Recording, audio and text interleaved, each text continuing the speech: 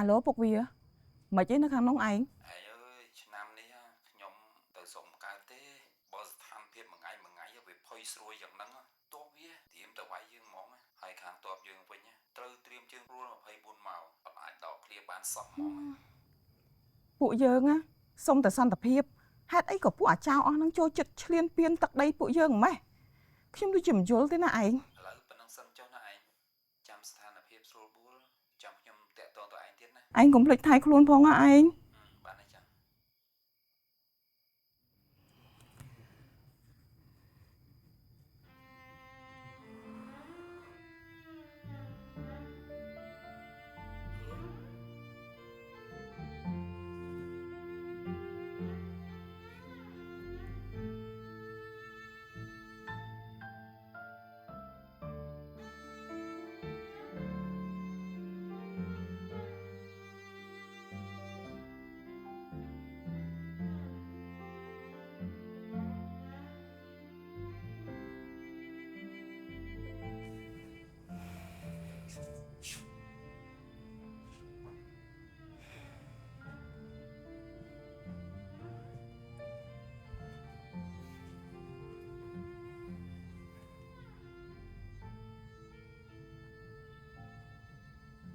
រូបថតហ្នឹងកូនឯងថតនៅកន្លែងកសិដ្ឋានមែនកូន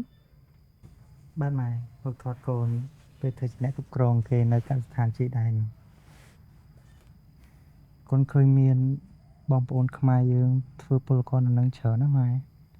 ពេលកូនទៅសួរគេទៅពួកគាត់ប្រាប់ថាដើម្បីគ្រួសារបានគាត់សុខចិត្តមកធ្វើជាពលករគេចឹង ធំបានជាធំទៅកូនអើយហើយជើងហ្នឹងកូនឯងមកលេងទាំងដាក់ច្បាប់ការងារបានប៉ុន្មានថ្ងៃហ្នឹងកូន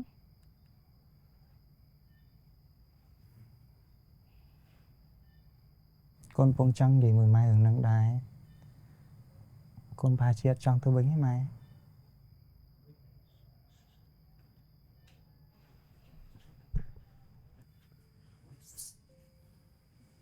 ជាតិមិនកូនឯងនិយាយអញ្ចឹងពុកឯងទៅមកខលមកមុននេះថាមិនបានមកទេអារម្មណ៍ម៉ែពេលនេះគឺច្បោកច្បល់អស់ហើយកូនហើយឥឡូវមកលឺថាកូនឯងមិនចង់ទៅធ្វើការវិញទៀតកូនក៏ដឹងថាគ្រួសារយើងខូចមុខខូចក្រោយពុកឯងក៏មិននៅបានកូនឯងនឹងហើយជួយផ្ញើលុយមកអ្នកផ្ទះយើងរាល់ខែទៅគ្រួសារយើងរៀងធូរស្រាលជាងមុនបន្តិចឥឡូវកូនឯងមកនិយាយអញ្ចឹងឲ្យម៉ែគិតមិនអាជាតិ